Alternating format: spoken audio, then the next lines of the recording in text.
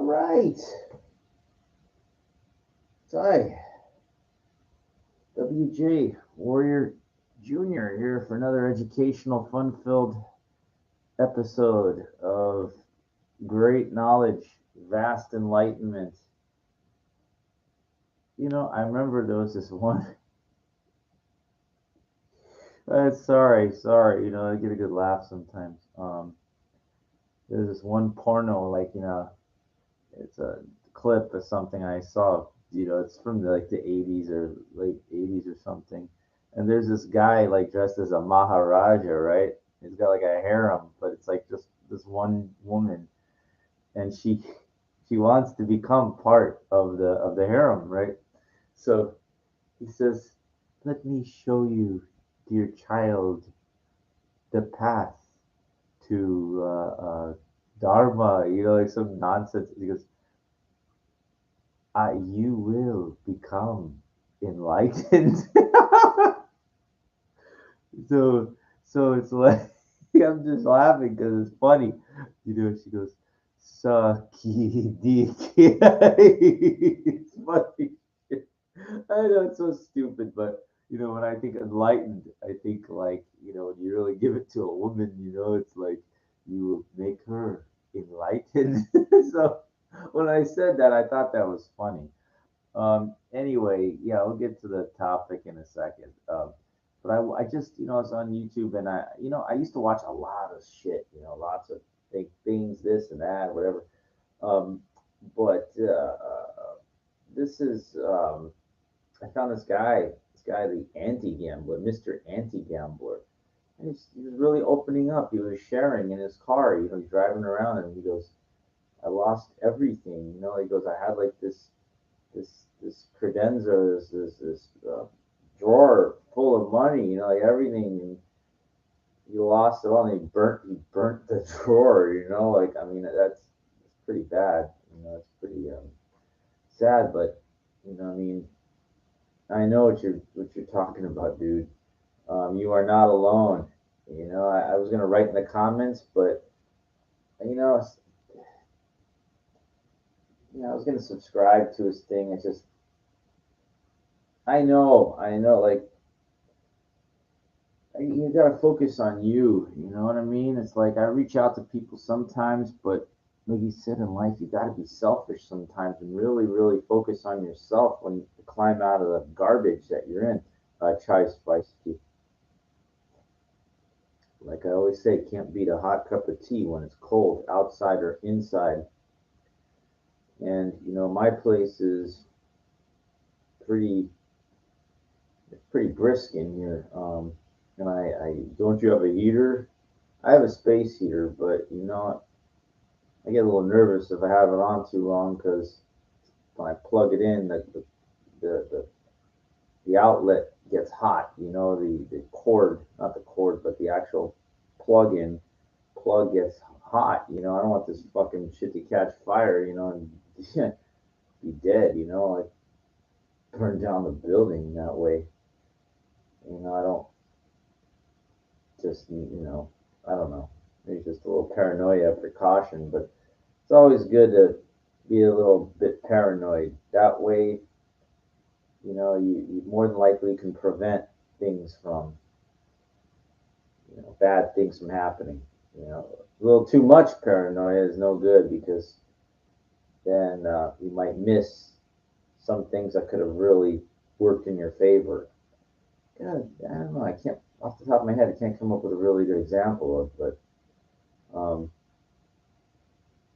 I just always good to be a little precautious sometimes with things, especially people. A lot of desperation out there. I hate saying just weirdos, but desperate people do desperate things, and I noticed like I was coming back from the boxing gym, and this older black guy just standing there on the corner, and it's a residential area, not too far from me, and he tried to talk to me, and I know his intentions weren't just have a nice day kind of thing. No, he's trying to get something off me.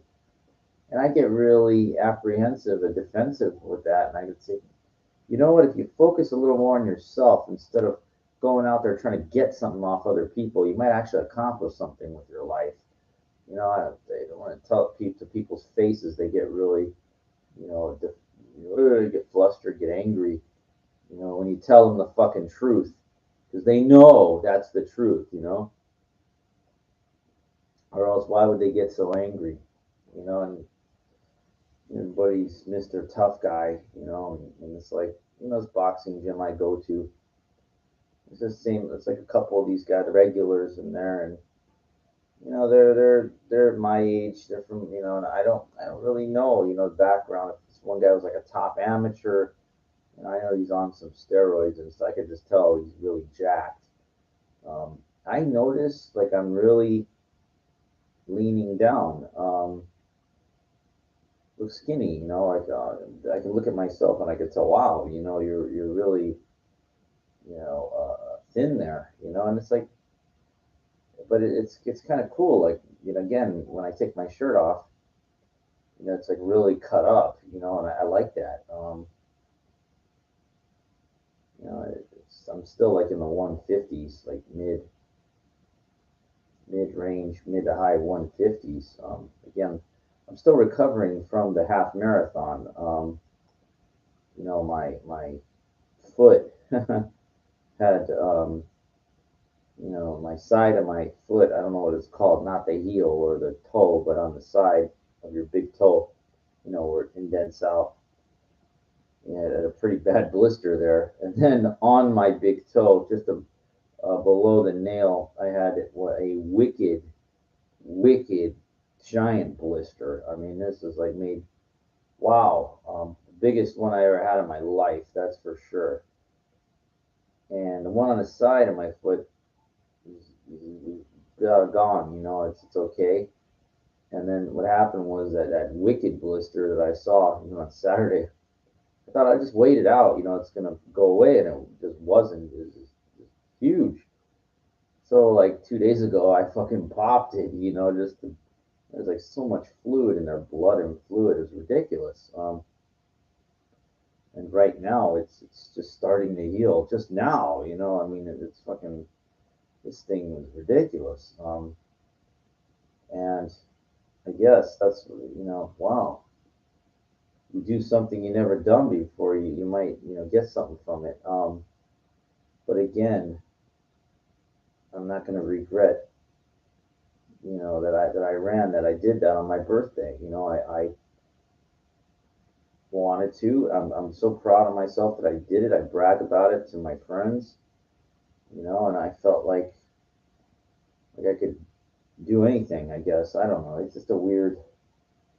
It was a great experience overall, even with the pain that I'm talking about, the Charlie horse in my quad, you know, the soreness, the bloody, you know, the blister and the aches, and that I've been still recovering. I'm getting back though. I'm getting the strength, you know, the in the boxing gym. I'm still not running yet, but it's coming back, and I'm very happy about it. You know, I got to be honest with you. Like, gambling has been going through my mind a lot lately. I'm coming up on 3 months now, and you know the guy was really good. That Mr. Anti-Gambler, one where he talked in his car, you know, about going to his mind up, obsessed with poker and casinos and gambling, and I know because I was the same way. And even when I stopped playing regular poker, Hold'em, and I thought I came up with a system in Pai Gow poker that was actually working. And in my mind, I don't know what happened. I think I just got like compulsive about it. You know, it seemed like what I was doing casually was working. And then I went like this one morning, and I figured, well, it doesn't matter if there's people sitting there or not. I just, you know, you pay for the spots, you know, and write down the info. And I got killed. All the money that I won just about was gone. That was a hellacious. I'll never forget. That was like $10,000 that morning. That's so much money to me, you know.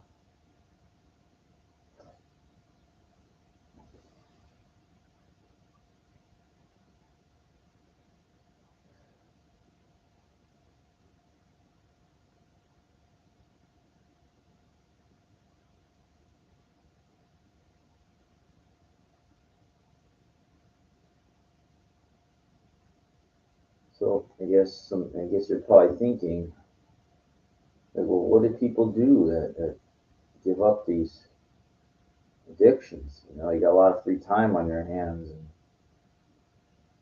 trying to figure out how to make money legitimately and work and become something, do something, you know, whatever. And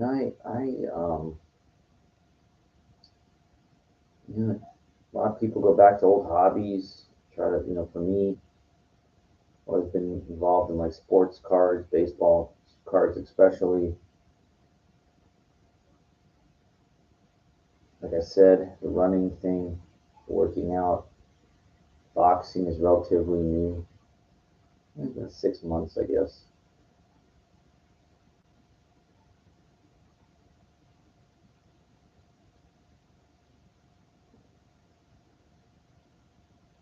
It's hard, you know. It's grinding out school, you know.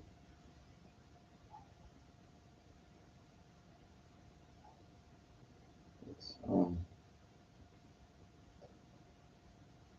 you know, you just. You know, I bought a couple pairs of shoes, you know, on Amazon, some Asics, brand new, you know.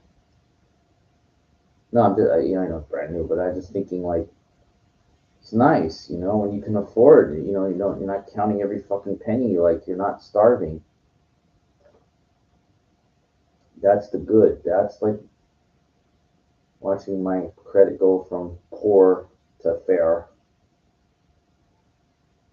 which, you know, I mean, I know it doesn't make much sense, you know, pay off everything, it doesn't even go up that much. I'm like, well, I mean, I guess, but fair is like nothing, you know, I mean, it's not good, but, you know, that's what it takes, you know, like gambling, you know, playing fast is like trying to make fast, and this fucks with your mental health, and stresses and everything. Um,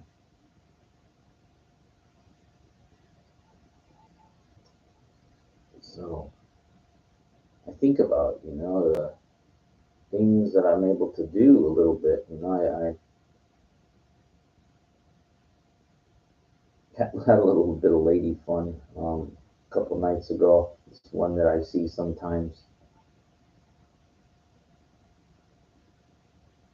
She gave me like a she lowered the rates with me.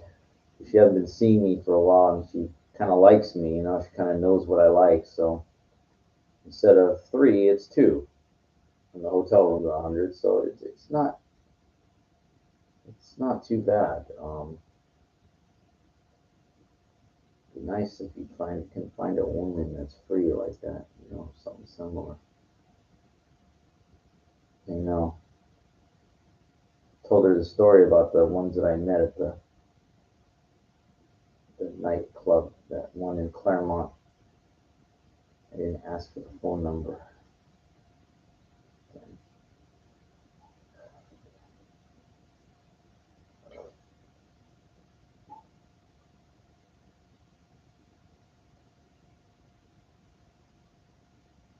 That's okay. You know, you can't always get what you want. You know,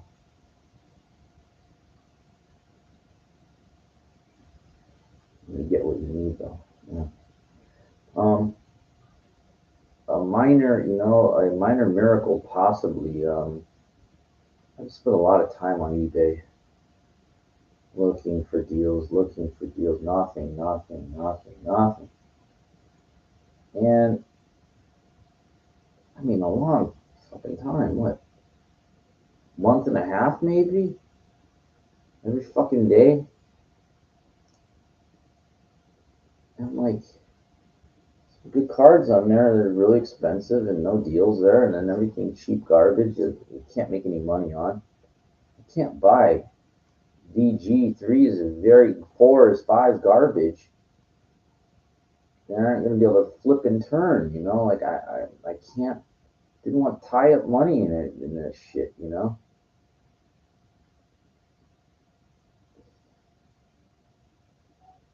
And I came across this some proof. I was thinking to myself. I remember like these Willie Mays is like a big thing. Um, and I remember I said I remember on this other guy's site he had like this Willie Mays proof card. It wasn't on eBay though. I thought I wonder if that guy still got that fucking card. Progressive proof, not a printer sheet, a printer's plate, but just a progressive proof from the '60s, you know, early '62. And I got like $400 for it, you know, and he still had it. And I fucking bought it, you know. It's like, just fucking buy it, man. Fucking buy it. WJ. And I went back on eBay. Maybe an hour later or something, I noticed there's two other, um, you know, proofs from '62 tops. I mean, I really don't want to talk too much about it, but if it is, I worked out a fucking deal. This guy wanted 10,000 for one and 550 for the other, $550. I sent him, I don't know, I offered him 175 for that one, and then when he wanted 10,000, I offered him 1,000, and I was like, you know, thought he was gonna tell me to go pound sand, you know, but he comes back with a counter offer of 1850, and I go, you got a deal here. I'm saying I'll give you like 1,400 for both, and he goes 1,750, and I go, dude, I'll meet you in the middle at 16, and we got a deal. And he goes, you know what? I'm doing this for a friend. They're his cards, but they're in my possession to send out or whatever. Can't do it for 16.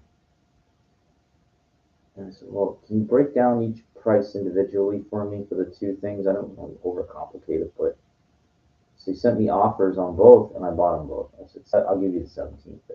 Okay, deal. And if that printer's plate is real, to the right collector, that could go for $250,000. It could be. It's a fucking super expensive if it is what it is.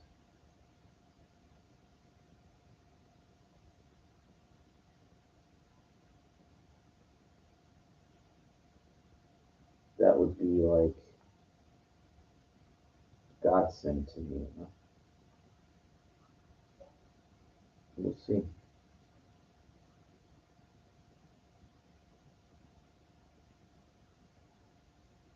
Anyway, I'm just not getting too excited about any of these things.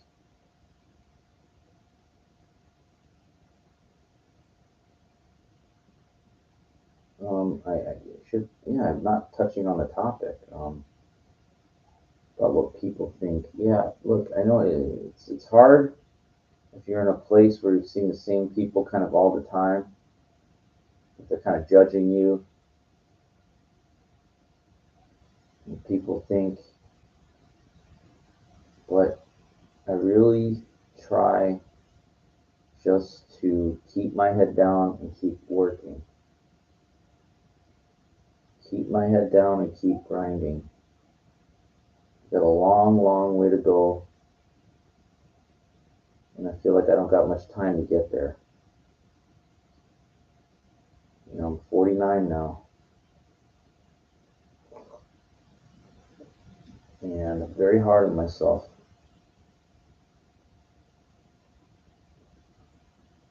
The bar is very, very high where I live. You know, when I walked, there's like this motel that's a couple miles from me. hotel, whatever. And I just noticed the route toward there's a lot of residential. I don't usually take that road. And it was like building, new buildings, construction going on. It was never like that. But that's what's going on now. And this is going on everywhere. Everybody's putting a lot of money into real estate. For people, nice place to live. People got fucking money. And so things are getting more expensive, but it's not that they're getting more expensive. The value of the dollar is dropping. That's what's causing this, It's going to create a lot more poor people because the working people, their wages are so menial, so pittance, that they are going to feel it the worst, harder than anybody else, especially if they've got a lot of responsibilities, liabilities, and kids, pets, whatever, wife, whatever. All these things cost a lot of money. And maybe they see it. They go, oh, it's expensive. Yeah, but they don't see it. You know what I mean? It's like they're living beyond their means. It's like my Goylem friend. He's a good guy, but he's a Goylem. He doesn't understand that the company you keep has a tendency to rub off on you, like who you are. And he just, it's like a roommate takes this guy in, doesn't have anywhere to go. He's from New York, he relates with him, kind of thing. That don't mean nothing.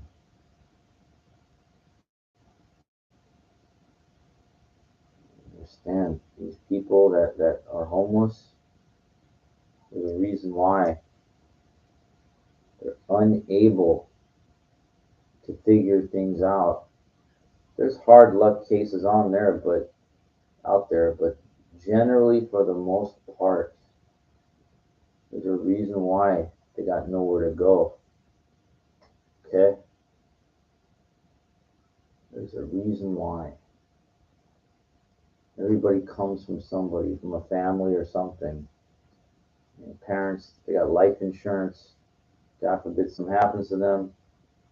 And, you get the property. Well, they didn't have a property. Well, they had life insurance for themselves. They didn't have any of that. Well, they have a business, and no, they didn't have nothing. Well, what does that say about you then? If your parents are broke and do nothing and have nothing, then what is that? I'm not saying that you have to be that way, but do you see like the trend line, the fucking thing about not preparing for the future? Man, there was a great line in Saturday Night Fever. The owner of the paint store in the beginning, he goes, told Tony, John Travolta's character, if you don't prepare for the future, it catches up and it fucks you. Told it to him like the hard truth. And this is back in '77. He knew, the owner of the paint store, like he knew back then. You don't prepare for the future, it catches up and it fucks you. It's so fucking true. Now, it's not meant to scare you, it's not meant to anything, but you don't want to be in life like in musical chairs when the music stops playing without a seat. You get eliminated from the game. And in reality, that's like death, like you're there's nothing wrong with dying. Everybody dies. It's not a problem, But go, just if you want to, you don't. Most people don't walk around enough anyway, so they don't see what I see out there. And I don't care like that. I don't give it attention, but I know it's there. You know, I see what's out there. And there's a lot of guys angry. Some guy was throwing fucking something at a digital ad, like he just. I said, I mean, you know, I don't want to tell that guy, but you know, it's like, man, you could use all that negative energy. You got a lot of energy. If you could use that to create a life for yourself, all that negative energy, it doesn't matter. It's still energy output. You know, you could do something with that. And the only thing that guy knew how to do was take a fucking rock, time after time after time, try to break this glass. You know, this bus ad. You know, seating area. You know, it's just you don't know how to channel, harness that energy into anything. Like I got into boxing that way. It's not mindless fucking, expending energy. My friend goes, well, that's a way to let off some steam. Dude, you don't understand. What I do is carefully targeted punches. I'm not here to let off steam. I'm here to build a skill set. There's a big difference. Yeah, there's a big difference between just going in there and throwing haymakers, letting off steam, and building a skill set, okay?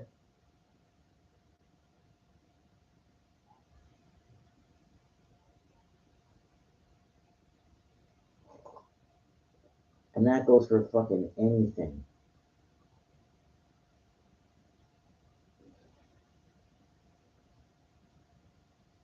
Letting off steam.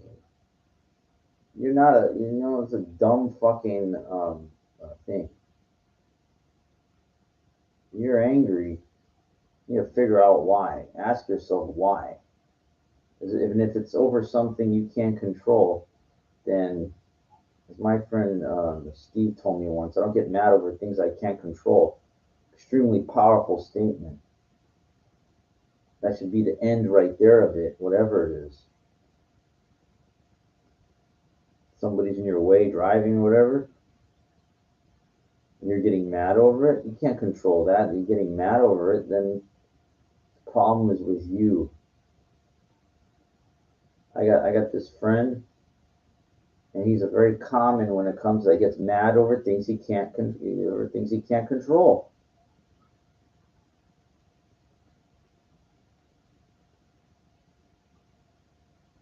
Now, okay, I'll tell you what happened with me. It reminded me of something.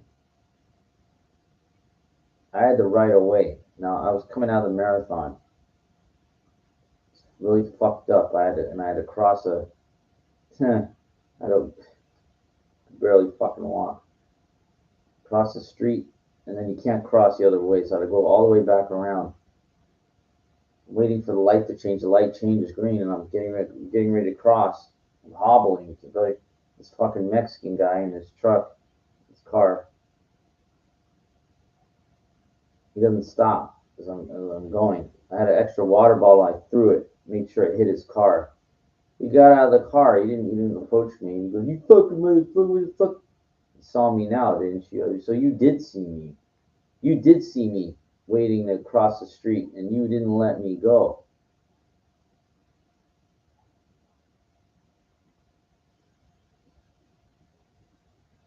Now, I did get mad over that. I can't control the guy the way he was driving, but I did have the right of way. It was my time to walk. And I know it's just that got me really mad after the running 13 miles. I was really fucked up, like almost like walking disabled, and fucking guy wouldn't give me the courtesy to like change. It's my time to walk, not your time to drive past me. I sent him a fucking message. Uh, but if he would have gotten my face, it might have been tough because I know how to fight now. I was really, really fucked up sore, so I don't know if he'd win or not. I mean, you look at me now and you're skinny and nothing, but do not, do not judge the book by the cover, my friend. Look at like Conor McGregor. This guy was like, when he was like 140 pounds, he'll kill you, fucking kill you.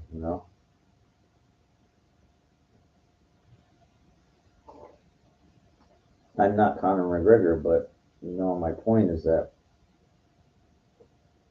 yeah, size is. I mean, size. Is a lot about the power behind, but if you're slow, somebody fast, like look at Bruce Lee, who's 135, right? There you go, wrecking machine, 135 pounds. Anyway, I'm gonna lay down for a little bit longer.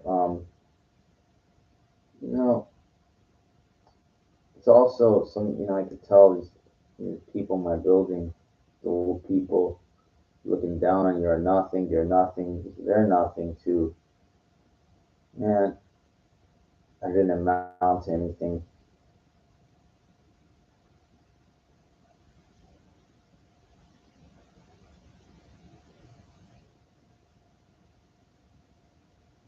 Just don't allow that to bother you. Just, to work your way up in anything after you've been knocked down so many times and done things in life that ain't gonna work. It's gonna take time. The good will come. Things like I just mentioned, those cards, the shoes, being able to have some extra money. But it takes time, even as you get older. It does. So hang tough with it. All right. Anyway, we'll try to be a little optimistic about things. Till next time, Warrior Junior. Be optimistic. Sorry about that. Just hang in there.